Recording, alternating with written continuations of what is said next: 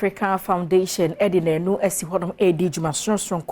na no 2023 Korea African Business Summit na sa jumadi yinti watonsa afre enkan mampanyi onokro ya eye franka tuni ema katamanso amanyoko John Dramani Mahama se wonu obaye panyini a obekasa wujumadi enu ase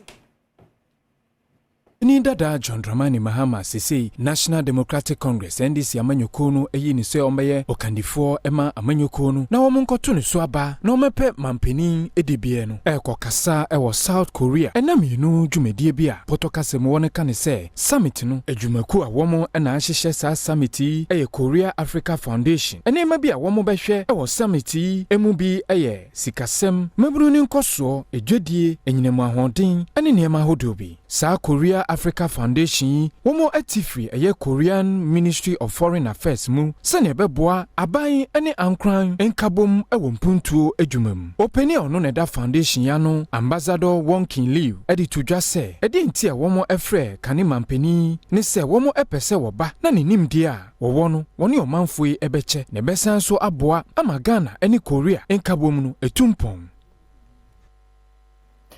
Yamani boni Dominic Dunyina ba pro ewo eye ne mpotemu ho na ne nyina yese sunwan eye kwaedoto ya ompanifo de ato ho no no ne fan ya hwe sa kwaedoto no so no won se afibia no ye Green Ghana na enua wo mudua na frase no ane amane bofo Dominic Dunyina de achedi na ni hwe sanye bia enua na koyi na no ne omanfo na sempanifo twetwe nkomo no na wo mo echem che sunwan Forest Service Division no wo che se enua wonom edisikabotene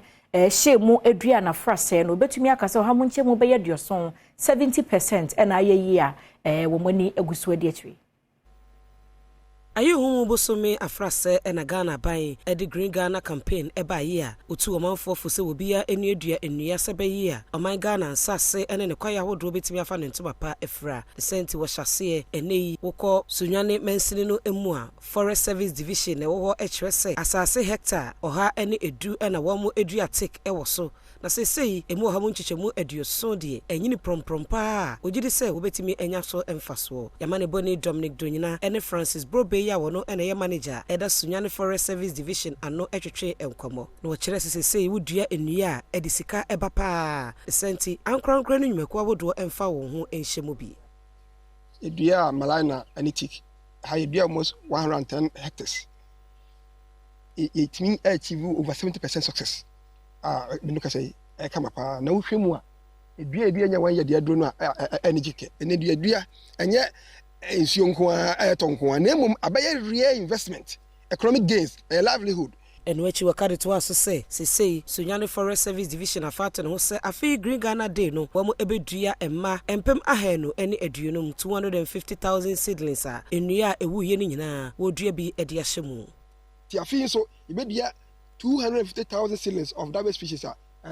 100,000 in the off reserve and then 150,000 in the inside reserve. And you see yepe and a human resource officer was Sunyane Presbyterian Schools. Priscilla Labi Abwaje HRC. Afrase ene enfiem yenu ni edua wo mo edua yeni nyina no. Enyini esenti afinso wode won ho ebejimbi. Omo de baaye no yampopo yeti.